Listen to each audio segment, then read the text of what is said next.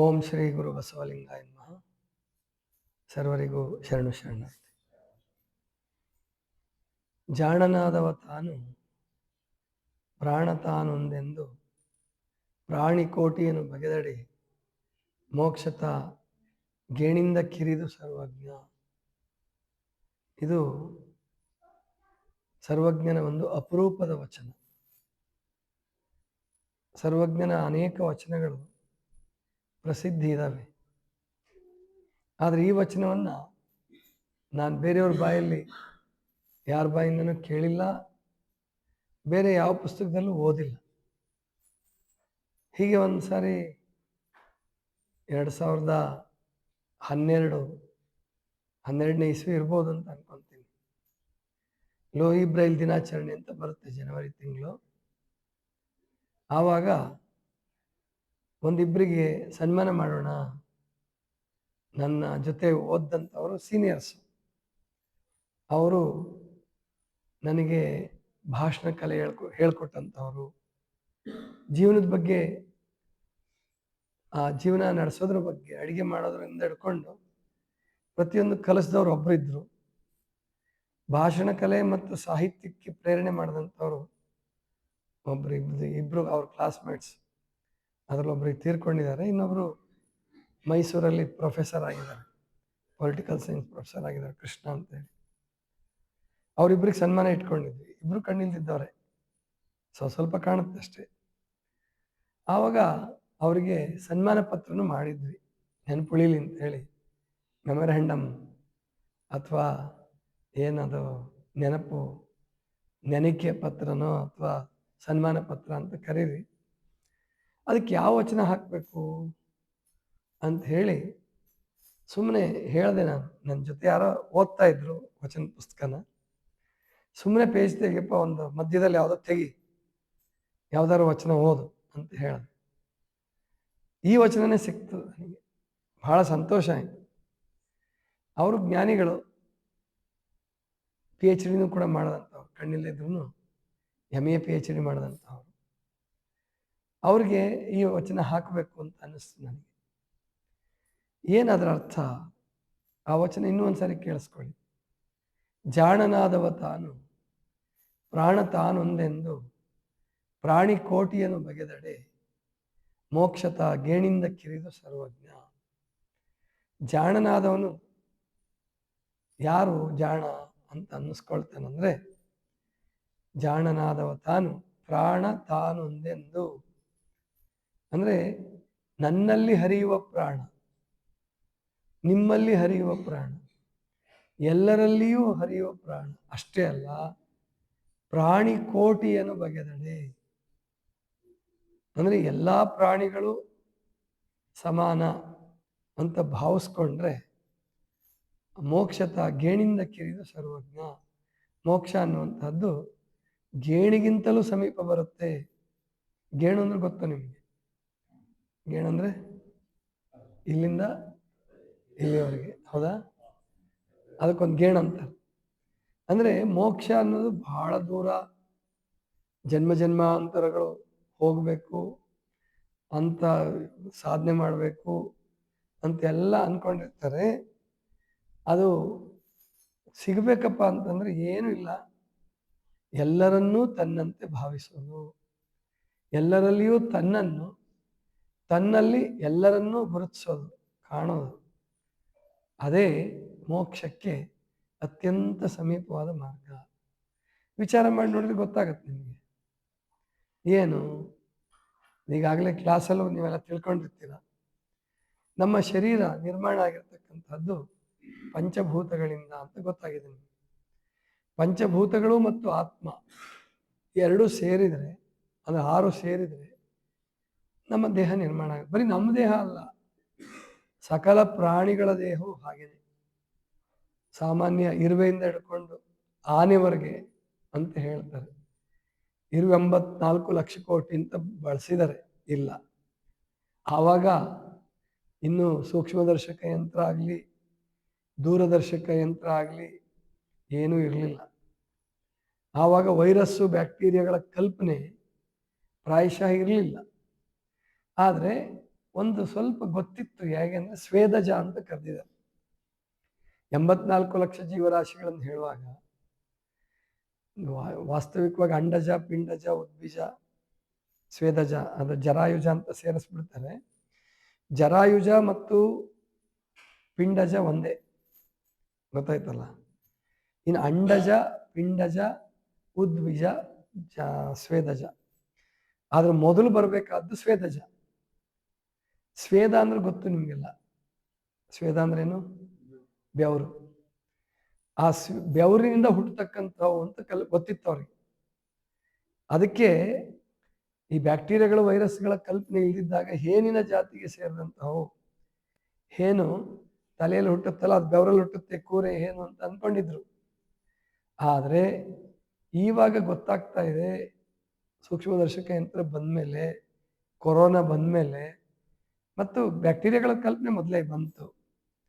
ಅದು ಸಸ್ಯಗಳು ಬೆಳೆಯೋದು, ಆಮೇಲೆ ಹಾಲು ಮೊಸರಾಗೋದು, ಆಮೇಲೆ ಹಣ್ಣಾಗೋದು, ಕಾಯಿ ಹಣ್ಣಾಗೋದು, ನಮ್ಮಲ್ಲಿ ಆಹಾರ ಜೀರ್ಣ ಆಗೋದು, ಇವೆಲ್ಲವಕ್ಕೂ ಕೂಡ ಬ್ಯಾಕ್ಟೀರಿಯಾಗಳು ಕಾರಣ. ಎನ್ಸೈಮ್ಸ್ ಅಂತ ಕರೀತಾರೆ ನಮ್ಮೊಳಗಿರ್ತಕ್ಕಂಥದ್ದು.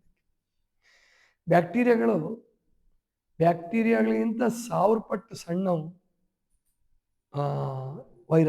ವೈರಾಣು ಅಂತ ಕರೀತಿದ್ದಾರೆ. ಈಗ ಅದಕ್ಕೆ ಕನ್ನಡದಲ್ಲಿ ವೈರಾಣು ಅಂತ ಅಂತಿದ್ದಾರೆ.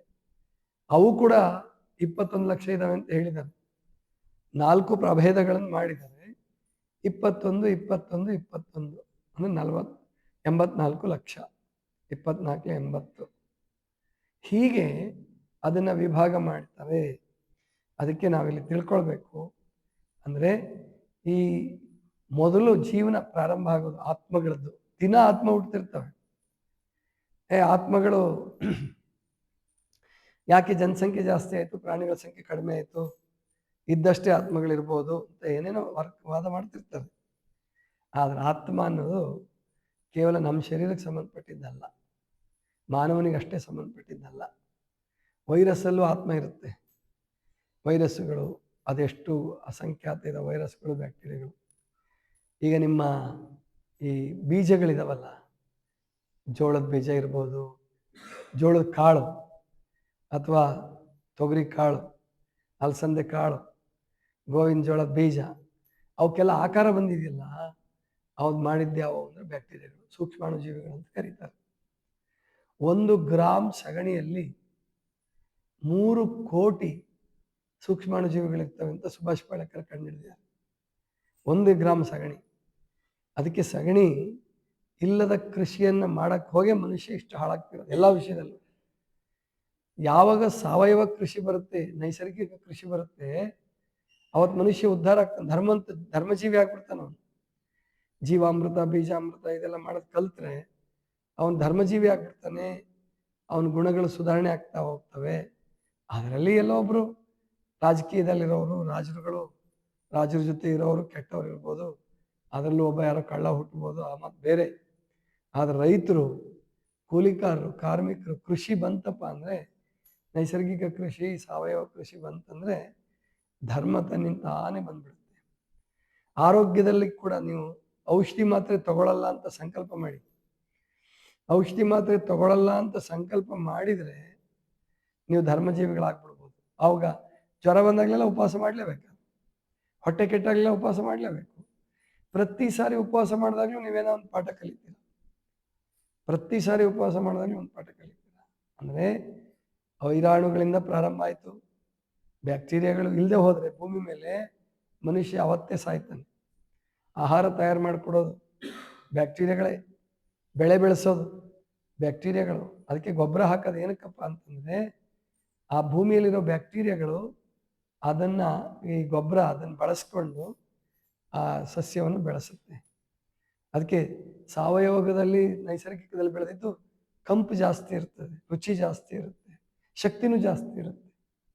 ಅದೇ ನೀವು ರಸಗೊಬ್ಬರ ಹಾಕ್ತಿರಲ್ಲ, ಅದು ಮಟೀರಿಯಲ್, ಅದು ಇನ್ಆರ್ಗ್ಯಾನಿಕ್ ಅಂತ ಕರೀತಾರೆ ಅದಕ್ಕೆ.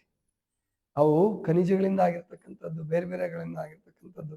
ಅದರಲ್ಲೇನು ಸತ್ವ ಇಲ್ಲ. ಬ್ಯಾಕ್ಟೀರಿಯಾಗಳನ್ನ ಸಾಯಿಸ್ತಾವೆ ಅಷ್ಟೇ, ಸಾಯಿಸಿ ಗಿಡ ಬೇಗ ಬೆಳೆಯಂಗೆ ಮಾಡ್ತವೆ. ಆದರೆ ರುಚಿ ಇರಲ್ಲ, ಸತ್ವ ಇರಲ್ಲ. ಅದಕ್ಕೆ ಎಲ್ಲ ಕಾಯಿಲೆಗಳು ಬಂದಿರತಕ್ಕಂಥದ್ದು. ಅದಕ್ಕೆ ಎಲ್ಲ ಜೀವಿಗಳಲ್ಲೂ ಪರಮಾತ್ಮ ಇದ್ದಾನೆ ಅಂತ ಭಾವಿಸ್ಕೊಂಡ್ರೆ, ಅಥವಾ ಎಲ್ಲ ಜೀವಿಗಳನ್ನು ಗೌರವಿಸಿದ್ರೆ, ಈ ಕಳೆನಾಶಕ ಹೊಡಿರಿ ಕಳೆನಾಶಕ ಹೊಡಿರಿ ಅಂತ ಅನೌನ್ಸ್ ಮಾಡ್ತಿರ್ತಾರೆ. ಒಬ್ಬ ನಿಜವಾದ ಸಾವಯವ ಕೃಷಿಕ, ನೈಸರ್ಗಿಕ ಕೃಷಿಕ ಕಳೆನಾಶಕ ಹೊಡೆಯಲ್ಲ, ಆ ಕಳೆಯನ್ನೇ ಬೆಳೆಯನ್ನಾಗಿ ಪರಿವರ್ತನೆ ಮಾಡ್ತಾನೆ. ಆ ಜಾಣತನ ಇದೆ ನೈಸರ್ಗಿಕ ಕೃಷಿಯಲ್ಲಿ, ಅದಿದೆ. ಅದನ್ನು ಎಲ್ಲರೂ ಮಾಡಬೇಕು. ಅದಕ್ಕೆ ಯಾವ ಪ್ರಾಣಿಯನ್ನು ಕೊಲ್ಲೋ ಹಾಗಿಲ್ಲ, ಮಾಂಸಾಹಾರ ಮಾಡೋ ಹಾಗಿಲ್ಲ. ಶರಣ ಧರ್ಮವನ್ನು ಅನುಸರಣೆ ಮಾಡೋರು, ಆರೋಗ್ಯ ಧರ್ಮವನ್ನು ಅನುಸರಣೆ ಮಾಡೋರು ಕೊಲ್ಲುವ ಧರ್ಮ ಒಪ್ಪಂಗಿಲ್ಲ, ಯಾವ ಕಾರಣಕ್ಕೂ ಒಪ್ಪಲ್ಲ. ಅದಕ್ಕೆ ನಾವು ತಿಳ್ಕೋಬೇಕು, ಯಾರಪ್ಪ ನಿಜವಾದ ಜ್ಞಾನಿ ಅಂದರೆ ಸಕಲರಲ್ಲಿಯೂ ಪರಮಾತ್ಮನನ್ನು ಕಾಣುವವನು, ತನ್ನಲ್ಲಿ ಎಲ್ಲರನ್ನೂ ಎಲ್ಲರಲ್ಲಿ ತನ್ನನ್ನು ಕಾಣುವವನು, ಅವನೇ ನಿಜವಾದ ಜಾಣನಾದವ ತಾನು ಪ್ರಾಣ ತಾನೊಂದೆಂದು, ಎಲ್ಲರಲ್ಲಿ ಹರಿಯುವ ಪ್ರಾಣ, ಎಲ್ಲರಲ್ಲಿ ಹರಿಯುವ ಆತ್ಮ ಒಂದೆಂದು ಪ್ರಾಣಿ ಕೋಟಿಯನ್ನು ಬಗೆದಡೆ. ಪ್ರಾಣಿ ಕೋಟಿಯನ್ನು ತಿಳ್ಕೊಂಡ್ರೆ ಮೋಕ್ಷತ ಗೇಣಿಂದ ಕಿರಿದು ಸರ್ವಜ್ಞ. ಮೋಕ್ಷ ಅನ್ನುವಂಥದ್ದು ಗೇಣಿಗಿಂತಲೂ ಸಣ್ಣದಾಗುತ್ತೆ, ಅಂದರೆ ಅಷ್ಟು ಹತ್ತಿರ ಬರುತ್ತೆ. ಆವಾಗಲೇ ಅವನು ಮುಕ್ತ ಜೀವಿ ಆಗ್ತಾನೆ, ಆನಂದ ಜೀವಿ ಆಗ್ತಾನೆ ಅನ್ನೋ ಮಾತನ್ನು ಹೇಳ್ತಾರೆ.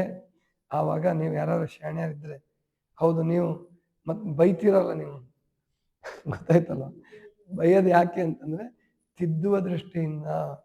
ಬೈದೆ ಹೋದರೆ ತಿದ್ದುಕೊಳ್ಳಲ್ಲ, ಅದು ಗುರುವಾದಂಥವನಿಗೆ ಅನಿವಾರ್ಯ. ಅದು ತಿದ್ದಬೇಕಾದಾಗ, ಶಿಸ್ತು ತರಬೇಕಾದಾಗ ಬೈಯೋದು ಇಲ್ಲ ದಂಡಿಸೋದು ಎರಡೂ ಬೇಕೇ ಬೇಕಾಗ್ತದೆ. ಇಲ್ಲದೆ ಹೋದರೆ ಆ ಪ್ರಾಣಿಯಾಗೆ ಉಳಿದ್ಬಿಡುತ್ತೆ.